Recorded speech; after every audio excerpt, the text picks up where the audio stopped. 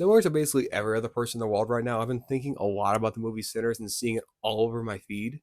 So I just want to make this video and just talk about my overall thoughts on it, some things I've been thinking about a lot, and things that I love about it. Now, one of the first things I really want to talk about that I think is just absolutely fascinating is that, Sinners is the top movie of the year for me right now. But the number two movie of the year for me right now is Mickey 17. So it's so insane that the two top movies of the year so far both feature a 38-year-old actor at the top of their game sharing the screen a lot in this film with themselves. And these actors both do such an exceptional job acting alongside each other that you just forget that it's the same guy. And obviously, if you've been hearing anyone talk about the movie Sinners, they've been talking about the scene. Obviously, everyone knows what the scene is at this point. But I really want to talk about another scene from this film that I really, really love that I feel like just isn't really being talked about enough. And that is like the pale, pale moon moment of this movie. Not only is the performance of Pale Pale Moon along with the like audience interaction all just so incredible and like gave me chills in the theater, but it's basically like the cataclysmic moment that it's all being led up to in this entire film. Like I just absolutely love the moment in a film where it's basically like the film from the beginning was a brand new Jenga tower. And throughout the entire runtime, everyone's been pulling blocks. Everyone just keeps pulling blocks, taking risks, and everyone keeps coming out on the other side okay as of right now.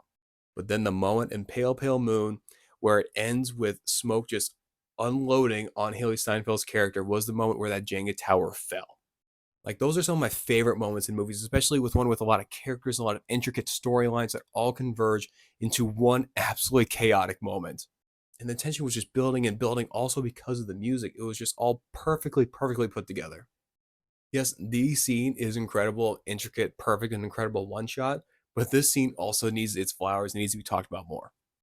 Another thing that's kind of wild is that like the two other big movies that have been talked about within the last like 6, 7, 8 months have been a vampire movie, Nosferatu, and a musical, Wicked. And this movie is both of those things and does both of those things so well, but they're also so incredibly different from all of those movies. I would say Sinners is a better movie than both of those movies, but I don't know if I could say, obviously, it'd be tough to say it's a better musical than Wicked, and it could be tough to say that's a better vampire movie than Nosferatu. It's just such an incredible time to be a movie fan.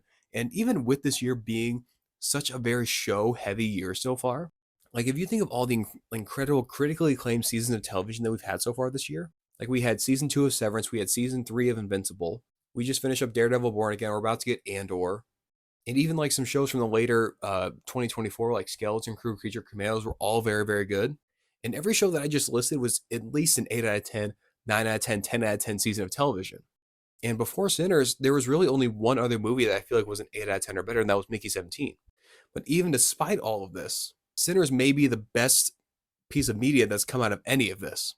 It's just a great time to be a fan of media in general. There's so many incredible things coming out, and we're still only in April. There's gonna be so many other incredible things coming out, and I can't wait for the rest of 2025. One last note: if you just have like a day to yourself, and you are sitting around your house thinking, "I just have a bunch of chores I need to do, and I have like no motivation to do it," just put on Rocky Road to Dublin from the Sinner soundtrack. Put on Pale Pale Moon.